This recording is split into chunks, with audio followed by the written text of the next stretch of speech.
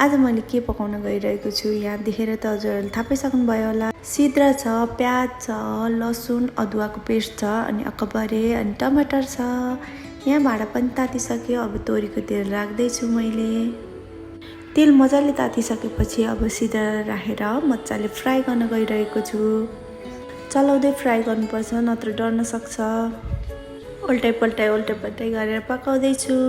सिद्रा पनि मजाले रोस्ट भइसक्यो। अब चाहिँ मैले सबै सिद्रालाई निकालेर प्लेटमा राख्न गइरहेको छु।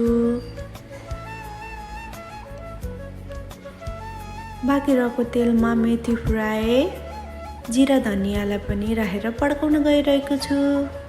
अब पालो आयो प्याज राखेर फ्राई गर्ने। प्याजलाई पनि मजाले नै रातो हुने गरेर रोस्ट गर्दैछु।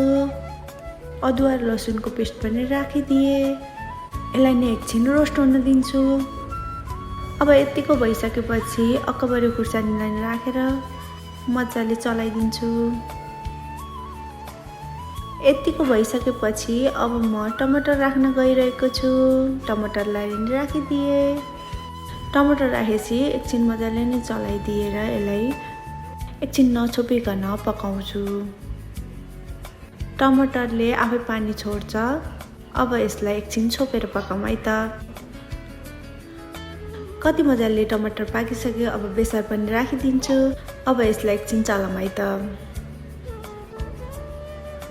अब स्वाद अनुसार नुन पनि राखिदिए। अब चलाऊँ है त। कतिजनाले चाहिँ यो सिद्राको स्मेलै मन पर्दैन, तर मलाई चाहिँ मिठो लाग्छ। अब मसला राखौँ है त थोरै। मसलालाई नि यो ग्रेभीमा मिक्स गरौँ। टमाटर बोक्रालाई नि थोरै म्यास गर्दैछु। राम्रोसँग बोक्रा पाके जस्तो फिल भएन, त्यही भएर अब अघि रोस्ट गरेर राखेको सिद्रालाई पनि यो ग्रेभीमा राखिदिए। अब मजाले नै चलाइदिनुपर्छ। एक आपसमा राम्रोसँग मसला लागोस् भनेर मजाले नै चलाइदिए। अब यसलाई नै मजाले पकाइदिउँ है त। अब चाहिँ यसमा पानी राखेर एकछिन मजाले पकाइदिन्छु।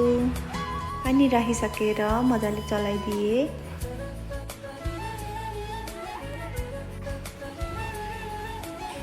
अब चाहिँ यसलाई एकछिन छोपेर पकाइदिन्छु।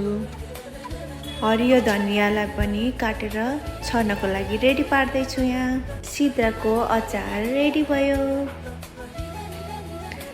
अब सबै कटोरामा निकाल्दैछु।